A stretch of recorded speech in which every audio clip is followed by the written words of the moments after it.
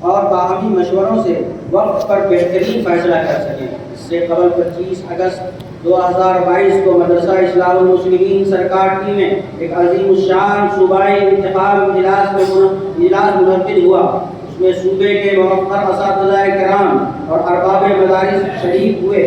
جلسے کی صدارت حضرت اقدس مولانا محمد شوکت علی القاسمی البستوی دامت برکاتہم، جنرل سیکریٹری کل ہند رابطہ مدارس اسلامیہ، استاد حدیث و فقہ دارالعلوم دیوبند نے کی، اور اسی اجلاس میں بندہ کے ناتواں کاندھوں پر صوبائی ناظم عمومی کا قدر عہدہ ڈال دیا گیا۔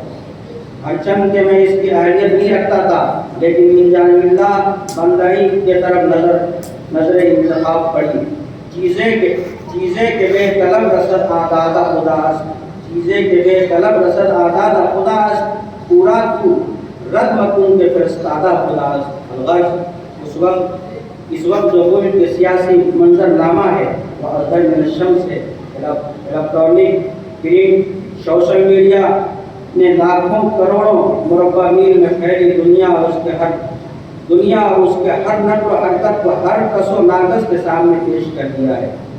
روزانہ کی ہنگامہ آرائیاں، مذہب کے نام پر منافرت کا ماحول بنانا اور اس کی آگ و تشدد میں لوگوں کو جھونک دینا آج کے ذرائع ابلاغ کا سب سے بڑا کارنامہ ہے۔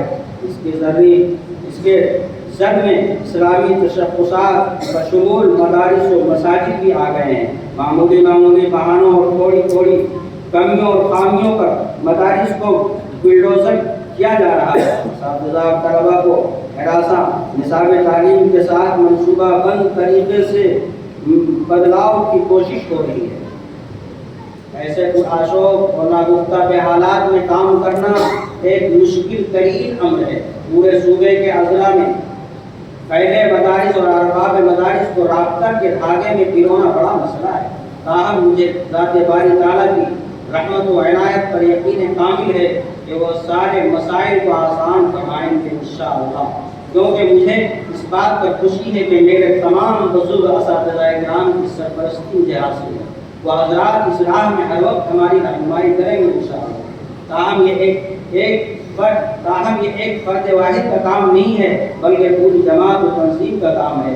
اس لیے ہم ارباب مدارس کے لیے لمحہ فکریہ اور لمحہ فکر اور سر جوڑ کر منظم اور مستحکم نامۂ عمل تیار کرنے کی ضرورت ہے۔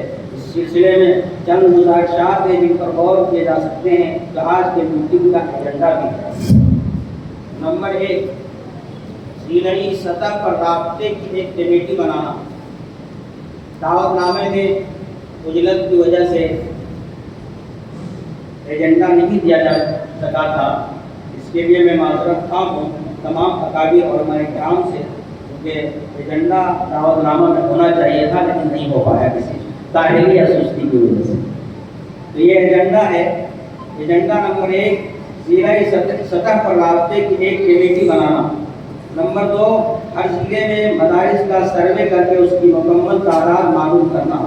نمبر 3، غیر مربوط مدارس کو رابطے کے ساتھ مربوط کرنا۔ نمبر 4، مدارس کے نصاب میں یکسانیت پیدا کرنا۔ نمبر 5، موجودہ حالات میں دینی علوم کے ساتھ اصلی تعلیم کا نظم کرنا۔ نمبر 6، مدارس کا ضلعی یا صوبائی رجسٹریشن کو یقینی بنانا۔ نمبر 7، مدارس کے سالانہ امتحانات کے نتائج صوبائی دفتر تک ارسال کرنا۔ نمبر 8، صوبائی تعلیمی بورڈ کی تشکیل دینا، سال میں جائزہ کی رپورٹ صوبائی دفتر میں پیش کر سکے۔ اخیر میں میں اپنے تمام اراکین مدرسہ اور اساتذہ کرام کی طرف سے آپ حضرات کی خدمت میں ہدیہ تشکر پیش کرتا ہوں کہ آپ نے میری ادنا سی دعوت کو قبول کیا اور دور دراز سے راستوں کی صعوبتوں کو برداشت کرتے ہوئے تشریف لائے۔ اللہ تعالی ہم سب کی حاضری کو، آپ سب کی حاضری کو شرف قبولیت سے نوازے۔ ان اشعار کے ساتھ کچھ اشعار ہیں جو ہمارے مفتی سیف اللہ صاحب نے اس کو ترتیب دیا ہے اشعار کو۔ ان اشعار کے ساتھ میں اپنی بات ختم کرتا ہوں۔ ہر چیز ہے آسان، ہر چیز ہے آسان وہ گر عرض میں مسمم، ہر چیز ہے آسان ہو کر عزم مصمم، ہے شرط مگر جہد مسلسل صحیح رحم، رائی ہے ہمالا تیرے ٹھوکر سے اے مومن، اخلاق کے پیکر بنو تم زخم پہ مرہم، ہے شان عقابی تیرا اونچا ہے ٹھکانہ، موجوں کی تھپیڑوں سے نہ کھا خوف نہ کچھ غم، چٹان سے ٹکرایا جو سر ٹوٹا وہی ہے، چٹان سے ٹکرایا جو سر ٹوٹا وہی ہے، کام آیا نہیں اس کو پھر دینار نہ نہر، آخر دعوانا الحمدللہ رب العالمین۔